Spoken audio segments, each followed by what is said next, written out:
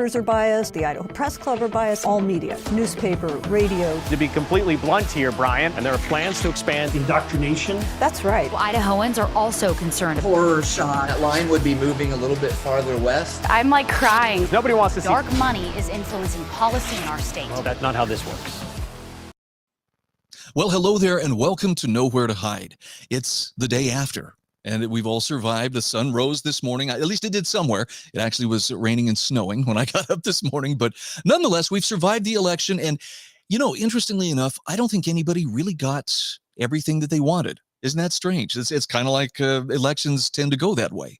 However, I do have some points about what to make of this latest midterm election here in Idaho, and 3 takeaways courtesy of Wayne Hoffman from the Idaho Freedom Foundation. I think Wayne does a really good job of calling both the good as well as the bad on what took place. Let's start with, first of all, establishment Republicans had a rough night. Now, you recall a smattering of washed-up Republican officials rallied behind the Democrat in hope of keeping Raul Labrador from becoming the state's next attorney general. Well, Labrador collected as many votes and a bigger percentage than Governor Brad Little. Simply put, the electorate rejected the antics pulled by the likes of Lori Otter, Phil Batt, and Ben Isursa. Okay, that was a positive thing, and I'm happy to see this because, frankly, it illustrates the difference between Republican establishment types and conservatives who are actually really concerned with the principles and practices of good government as well as personal liberty. Point number 2. The Idaho Association of Commerce and Industry lost in its biggest play of the year, trying to defeat SJR 102.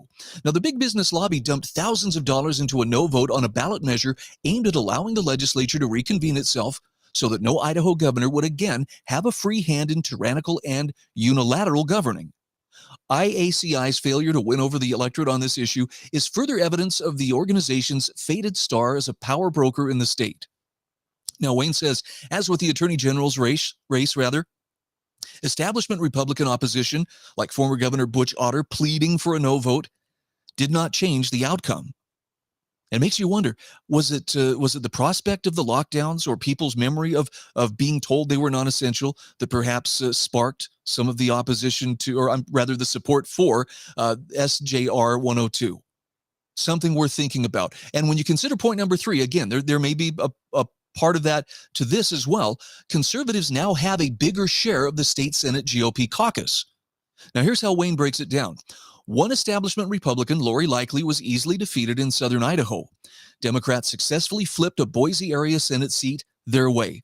Meanwhile, former state Senator Dan Foreman, a proven conservative, ousted Liberal Senator David Nelson. So that means while Democrats will have one more seat in the Senate because Likely was attempting to replace retiring Senator Michelle Stennett from Ketchum in the new District 26, the concentration of conservatives in that body is now such that the GOP caucus is nearly evenly split between conservative and establishment Republicans. Now, that's something that he says hasn't happened within modern Idaho history. And I look again, I think it was it Dan Foreman. If you recall, we talked about him just a couple of weeks ago.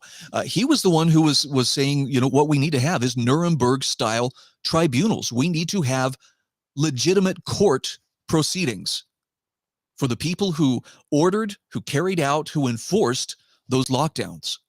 And at the time, you know, Idaho media, or at least some members of the mainstream media, really panned him as, oh, that's a terrible extreme thing. Why don't you know that those Nuremberg tribunals, those were all about addressing Nazi war crimes? Yeah, and specifically, they were addressing crimes against humanity. But the point is, the lockdowns, the shuttering of businesses, the labeling of some people and some businesses as essential and others as non-essential, and then punishing people, arresting them, jailing them, ticketing them. I mean, for crying out loud, Sarah Walton Brady is still awaiting a trial for charges that were filed against her nearly 2.5 years ago. People need to be held accountable for that kind of misuse of government power. And I can't help but think that at some level, there were people who were voting specifically for that accountability and not to just kind of gloss it over and buy into the gaslighting that, well, you know, we all made mistakes. Can we just move on? People do need to be held to account here. So I'm hoping that's something that we will see in the days ahead. In the meantime, though, let's talk about the elephant in the room. Ammon Bundy in his bid for Idaho governor. He did not achieve his victory in the gubernatorial race. Brad Little coasted to a pretty easy victory. I think he had about 60% of the vote. It's a pretty decent showing for an incumbent governor, about what one would expect. Ammon Bundy, however, picked up 16% of the vote. I believe the Democratic challenger, who was barely mentioned. I mean, he hardly garnered. I don't think he moved the needle even a little bit. Picked up about 20% of the vote.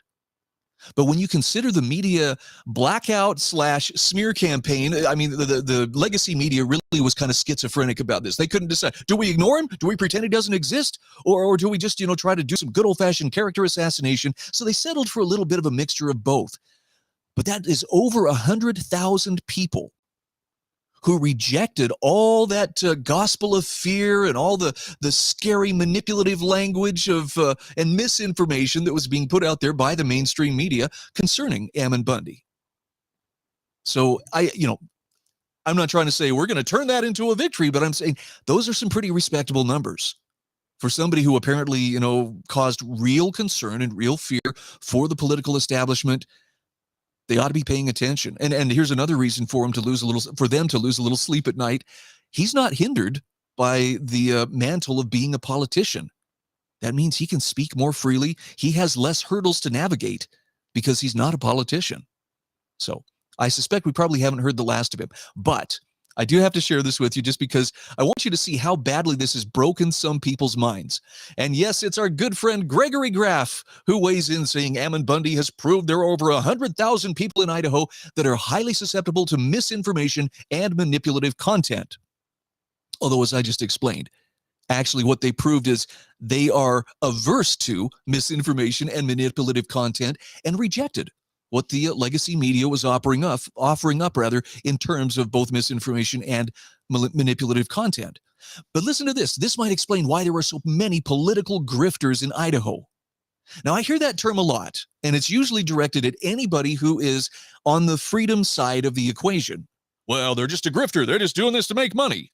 But it's so funny to think that people like Greg and others who toe that line, they can look at politicians, they can look at bureaucrats, they can look at functionaries day in and day out, and never once, while they're looking at those individuals or organizations who are firmly attached to the state's teat, do they think that, that's anything less than just a necessary, good, productive member of society?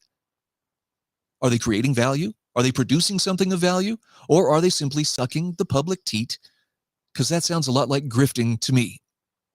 It's the idea of getting something without providing some kind of value in return. And by the way, just for the record, telling other people what to do, that's not really providing value. That's just, it's acting out your control-centered fantasies, I guess. Don't fall for it. We know who the real grifters are. Somebody who has skin in the game and is willing to put their life on hold to campaign and to share a message that is widely not accepted. Not because it's not a good message, but because people, they don't understand the principles and the practices of liberty. It sounds like a foreign language to them. They've been educated in state-run schools. They've been trained to believe that the government is there to solve any problem that conceivably can come up in our lives. And they are considered to be the ones who are thinking for themselves, when in reality, they've been programmed to see government as kind of a hybrid between a god and a parent who's there to solve all our problems and bring us cookies and milk when we skin our knee. So kudos to Ammon and all the other candidates who towed the line, who stood up for freedom, and some of them actually did get through. That's encouraging. I think it has a lot to do with the fact that people are starting to wake up, or at least they're getting tired of that boot on the back of their neck. One last thing I wanted to share with you. This is a quote from James Burnham from the Machiavellians, the Defenders of Freedom. He said, "There is no one force, no group, and no class that is the preserver of liberty. Liberty is preserved by those who are against the existing chief power. Oppositions which do not express genuine social forces are as trivial in relation to entrenched power as the old court jesters." So yeah, when you see people making waves or going against the mainstream or going against the grain, I know it's a bit uncomfortable. You may even wonder, do they know something that I don't, or are they just crazy? Well, I mean, you tell yourself whatever you need to sleep at night. But if they're not pushing back against those power centers, chances are they're not really standing for freedom, because the nature of government is and always will be, it's in its DNA, is to grow and grow and grow at the expense of freedom. Just be glad that you have some people who are actually on your side and willing to stand up for your freedom, even if you strongly disagree with them. I'm Brian Hyde, and this is Nowhere to Hide. Are biased, the Idaho Press Club are biased, all media, newspaper, radio. To be completely blunt here, Brian, and there are plans to expand indoctrination. That's right. Idahoans are also concerned. Horror shot. That line would be moving a little bit farther west. I'm like crying. Nobody wants to see. Dark money is influencing policy in our state. Well, that's not how this works.